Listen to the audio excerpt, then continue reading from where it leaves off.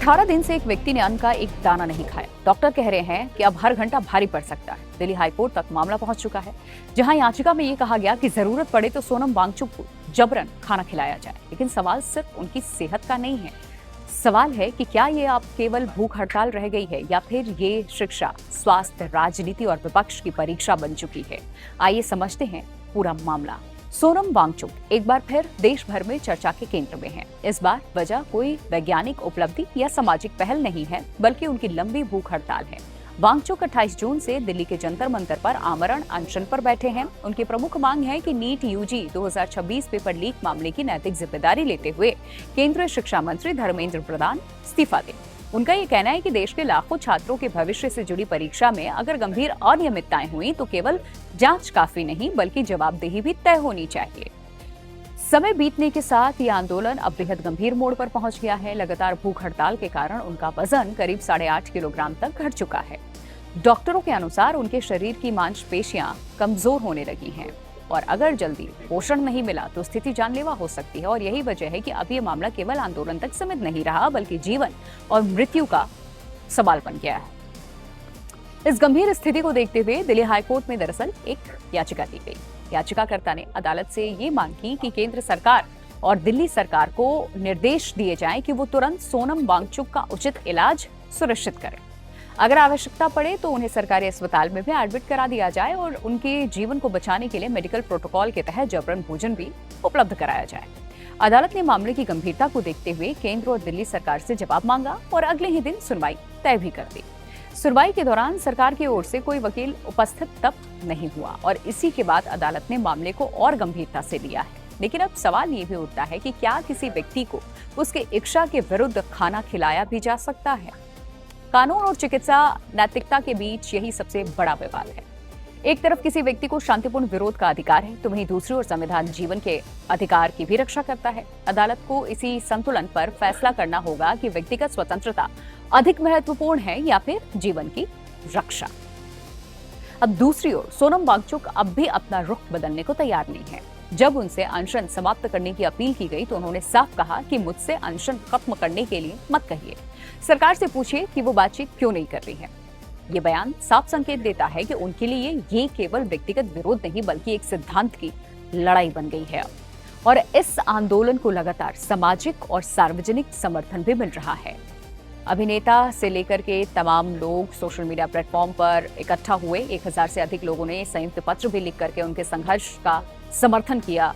हालांकि उन्होंने वांगचुक से स्वास्थ्य को प्राथमिकता देते हुए अनशन समाप्त करने का भी आग्रह किया और कई लोगों ने केंद्र सरकार से बातचीत शुरू करने की अपील की है ताकि समाधान संवाद के माध्यम से निकाला जा सके। इसका रिएक्शंस आ रहे हैं। राजनीतिक स्तर पर भी आंदोलन अब बड़ा मुद्दा बन चुका है, क्योंकि समाजवादी पार्टी के प्रमुख अखिलेश यादव ने फोन पर सोनम वांगचुक का हालचाल भी जान लिया। यूपी में चुनाव भी है, उससे भी जोड़ दिया गया। इसको देखिए। अनशन समाप्त करने की अखिलेश ने अपील की, साथ ही उन्होंने एक आंदोलन का खुला इसका समर्थन किया। अपने बयान में अखिलेश यादव ने कहा कि देश को सोनम वांगचुक जैसे नैतिक नेतृत्व की आवश्यकता है। उन्हें स्वस्थ रहकर आगे की अब जनता की जो आवाज है उठाने के बारे में सोचना चाहिए। बीजेपी सरकार की तीखी आलोचना की। देश भर में इस मुद्दे पर व्यापक आंदोलन और जन आंदोलन चलाने की भी अखिलेश यादव ने बात कही। अपने सोशल मीडिया पोस्ट में अखिलेश यादव ने नीट परीक्षा विवाद के साथ साथ बाकी मुद्दों का भी उल्लेख किया और ये कहा कि शिक्षा स्वास्थ्य में भरोसा बनाए रखना सरकार की ही जिम्मेदारी होती है। उन्होंने ये भी आरोप लगाया कि इस पूरे विवाद से भारत की लोकतांत्रिक छवि पर अंतर्राष्ट्रीय स्तर पर असर पड़ा है, जो सही नहीं है। देखिए, इस बीच एक और बड़ा राजनीतिक सवाल उठने लगा। राहुल गांधी इस आंदोलन से अब तक दूरी क्यों बनाए हुए हैं? ये सवाल इसलिए भी महत्वपूर्ण है क्योंकि हाल के कुछ हफ्तों में देखा होगा, राहुल गांधी ने नीट परीक्षा में कथित अनियमितताओं को लेकर के केंद्र सरकार पर लगातार हमला बोला था, सवाल उठाए थे। उन्होंने कोटा जाकर छात्रों से मुलाकात भी की थी और कांग्रेस स्वयं छात्रों की गूंज अभियान के तहत शिक्षा मंत्री के इस्तीफे की मांग कर रही है। यानी कि मुद्दा लगभग वही है, लेकिन सोनम वांगचुक के धरने पर राहुल गांधी की तत्काल मौजूदगी नहीं दिखती। और इसी को लेकर के राजनीतिक विश्लेषकों के बीच में अलग अलग तरह की चर्चाएं हो रही हैं। कुछ लोगों का ये मानना है कि कांग्रेस बेहद सावधानी से आगे बढ़ रही है इसकी एक बड़ी वजह राजनीतिक इतिहास भी बताया जाता है। वर्ष 2011 से 12 के बीच में देखिए अन्ना हजारे आंदोलन के तत्कालीन कांग्रेस सरकार को उस वक्त भारी राजनीतिक नुकसान पहुंचा था। उससे उस आंदोलन से निकली राजनीतिक ऊर्जा ने आगे चलकर अरविंद केजरीवाल की आम आदमी पार्टी को मजबूत किया और 2014 के आम चुनाव में कांग्रेस को भी बड़ा इससे झटका लगा। इसी अनुभव के कारण कुछ विश्लेषकों का यह मानना है कि कांग्रेस इस बार किसी ऐसे आंदोलन का चेहरा बनने से बचना चाहती है जिसका राजनीतिक लाभ भविष्य में किसी दूसरे दल या संगठन को मिल सकता है। हालांकि ये राजनीतिक विश्लेषक हैं, इस तरीके की बातें कर रहे हैं, इसकी आधिकारिक पुष्टि नहीं हुई है, ये आधार पर बातें की जा रही हैं कुछ। खुद सोनम वांगचुक ने भी विपक्षी दलों को संदेश देते हुए कहा कि अगर विपक्ष युवाओं के नेतृत्व वाले इस आंदोलन के साथ नहीं खड़ा होते तो फिर जनता उन्हें उनकी संकीर्ण सोच मानेगी। उनका यह भी कहना है कि ये किसी एक पार्टी का नहीं बल्कि देश के छात्रों और शिक्षा व्यवस्था का मुद्दा है, इससे जुड़ना चाहिए। इस पूरे घटनाक्रम में 3 मोर्चे अब एक साथ खुल चुके हैं। देखिए, सबसे पहला जो है वो स्वास्थ्य का है, जहां डॉक्टर लगातार चेतावनी दे रहे हैं कि समय निकलता जा रहा है।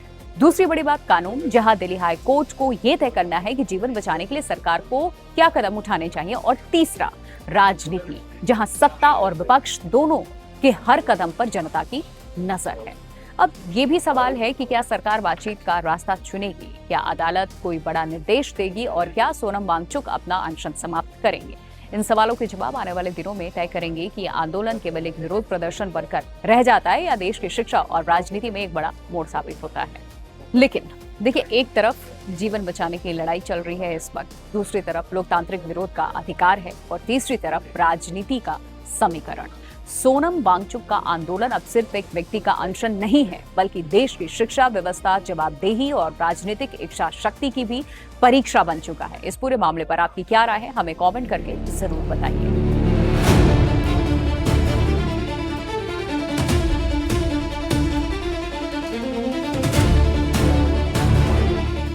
क्या अमेरिका आखिरकार अपने ही सख्त रुख से पीछे हट गया? जिस 500% टैरिफ की धमकी से भारत और चीन पर अरबों डॉलर का खतरा मंडराया, अब उसी प्रस्ताव को घटाकर 100% करने की बात हुई। आखिर ऐसा क्यों हुआ? क्या ट्रंप ने यू टर्न लिया? क्या इसके पीछे कोई बड़ी रणनीति है? और सबसे बड़ा सवाल, क्या भारत को सच में राहत मिल गई? आइए पूरी कहानी समझते हैं। अमेरिका में रूस के खिलाफ प्रतिबंधों को लेकर बड़ा घटनाक्रम देखने को मिला। अमेरिकी सीनेट में रूस के तेल और गैस खरीदने वाले देशों पर सख्त कार्रवाई के लिए लाए गए विधेयक में बड़ा संशोधन प्रस्तावित किया गया। पहले जहां ऐसे देशों पर 500% तक टैरिफ लगाने की बात कही गई थी, वहीं अब संशोधित मसौदे में इसे घटाकर 100% करने का प्रस्ताव है। ये कानून बना तो इसका सबसे बड़ा असर भारत और चीन जैसे देशों पर पड़ेगा, क्योंकि ये रूस से कच्चा तेल खरीदने वाले सबसे बड़े देशों में शामिल हैं।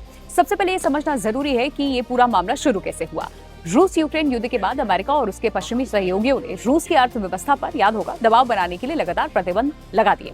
लेकिन इसके बावजूद रूस ने अपना तेल भारत, चीन और कुछ अन्य देशों को बड़ी मात्रा में बेचना जारी रखा। इससे रूस को राजस्व उसका मिलता रहा और अमेरिका का मानना था कि यही पैसा युद्ध को लंबा खींचने में मदद भी कर रहा था। खबरों की रणभूमि में यहां शोर नहीं, सोच लड़ती है। जहां शब्द नहीं, फैक्ट्स वार करते हैं और हर सवाल खोलता है सच की नई परत।